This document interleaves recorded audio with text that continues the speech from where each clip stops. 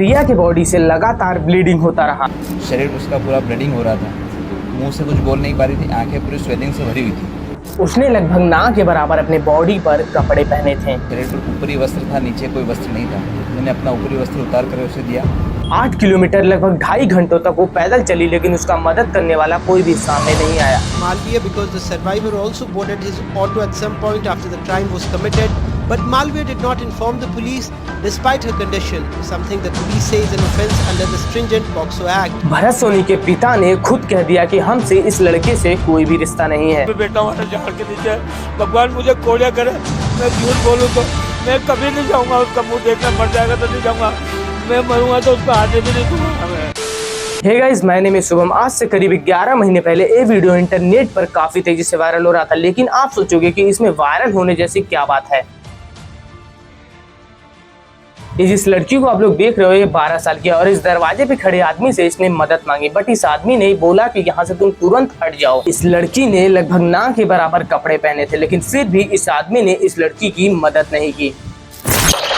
मध्य प्रदेश के सतना जिले के जैतेवाला गांव में प्रिया अपने दादा और भाई के साथ एक कच्चे मकान में रहा करती थी। प्रिया की मां बहुत समय पहले ही घर छोड़कर चली गई थी, जिसके बारे में ज्यादा इन्फॉर्मेशन नहीं है, जिसकी वजह से प्रिया का ख्याल उसके दादाजी रखा करते थे। नॉर्मल डेज की तरह जैसे प्रिया स्कूल जाया करती थी, वैसे ही अपने 7 दोस्तों के साथ ओलंपियाड का एग्जाम देने एग्जाम सेंटर पर पहुंची। एग्जाम सेंटर पर पहुंचने के बाद उसे पता चलता है कि उसके एडमिट कार्ड में कोई प्रॉब्लम है, लेकिन कुछ समय बाद पता चलता है कि उसके एडमिट कार्ड में कोई भी प्रॉब्लम नहीं था। तब वो एग्जाम सेंटर से बाहर आती है और घर पर जाने के लिए ऑटो रोकती है। तब ऑटो वाले भैया उससे पूछते हैं कि बेटी तुम्हें कहाँ पर जाना है, जिसका उत्तर देते हुए प्रिया कहती है कि भैया आप सीधे चलिए, लेकिन प्रिया के पास पैसे न होने की वजह से ऑटो वाले भैया उसे वहीं पर उतार देते हैं। फिर रास्ते में अकेले जाते हुए बच्ची को देखकर भरत सोनी ने प्रिया को अपने ऑटो में बैठा लिया और उसे अकेले में ले जाकर उसके साथ दुष्कर्म किया। जिसके बाद प्रिया के साथ भरत सोनी इतनी घटिया हरकत करने के बाद प्रिया को वहीं पर इतनी बुरी हालत में छोड़कर भाग जाता है। प्रिया इतनी भी समझदार नहीं थी कि वो कुछ कर पाती, मात्र वो 12 साल की थी और वो रास्ते में अर्धनग्न अवस्था में ही चलने लगती है।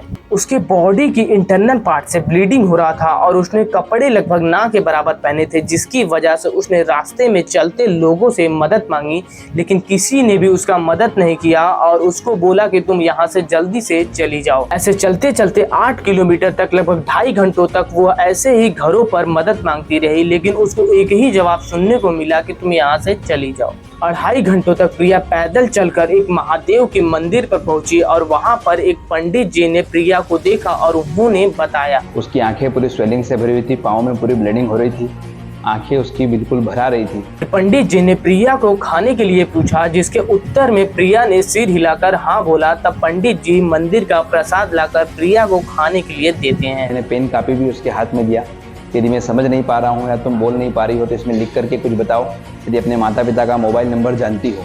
प्रिया के घर पे कांटेक्ट न हो पाने के कारण पंडित जी ने थाने पर कॉल लगाया और प्रिया के साथ हुए दुष्कर्म के बारे में पुलिस वालों को बताया। पुलिस वहां पर 20 से 25 मिनट के बाद पहुंचती है और वहां पर प्रिया से पूछताछ करने पर पुलिस को कुछ जवाब नहीं मिलता है, क्योंकि प्रिया कुछ बोल नहीं पा रही थी, जिसकी वजह से पुलिस के लिए ये केस काफी ज्यादा चैलेंजिंग साबित होता जा रहा था। फिर पुलिस ने 28 लोगों की एक टीम तैयार की और 72 घंटे में 1000 CCTVs को चेक किया। रेलवे स्टेशन, बस स्टॉप और ई रिक्शा और स्थानीय लोगों से पता करने पर एक ऑटो के बारे में पता चलता है। ऑटो के नंबर से ऑटो का डिटेल निकालने पर ऑटो अर्जुन सोनी के नाम पर रजिस्टर मिला, लेकिन स्थानीय लोगों से पता करने पर पता चलता है कि इस ऑटो को अर्जुन सोनी का भाई भरत सोनी चलाता है। जिसके बाद से पुलिस भरत सोनी के पीछे हाथ धोकर पड़ गई। पुलिस ने भरत सोनी के ऊपर 10,000 रुपयों का इनाम रखा था, लेकिन जब भरत सोनी को पता चलता है तो वो उस क्षेत्र को छोड़कर भागने लगता है। पुलिस के काफी मेहनत करने पर भरत सोनी पुलिस के गिरफ्त में आता है और भरत सोनी के भागने की वजह से उसके पैर में चोट लग जाता है और उसके पैर से ब्लीडिंग होने लगता है। भरत सोनी के ऑटो से प्रिया का खून से लथपथ कपड़ा मिला था और भरत सोनी ने अपने भाई का नाम ऑटो के पीछे से हटा दिया था ताकि पुलिस उस तक पहुंच ना सके। भरत सोनी के पिता ने बताया कि वो स्कूल खत्म करने के बाद बिगड़ चुका था और बीड़ी सिगरेट जैसी चीजों का सेवन करने लगा था। भरत सोनी के पिता ने बोला कि वो एक घटिया किस्म का इंसान था और अब उससे हमारा कोई भी रिश्ता नहीं है। यदि वो मर भी जाता है तो हम उसे देखने नहीं जाएंगे। भरत सोनी को जेल में रखा गया और सभी लोगों का सरकार से एक ही मांग थी कि भरत सोनी को जेल में फांसी पर चढ़ा दिया जाए। तो जीवा मौत के जीवा क्या सजा दे सकते हैं आप? इस वीडियो को लाइक और चैनल को सब्सक्राइब कर दीजिए क्योंकि ऐसी वीडियोस बनाने में काफी ज्यादा रिसर्च और मेहनत लगता है और ज्यादा से ज्यादा इस वीडियो को अपने दोस्तों के साथ शेयर करिए।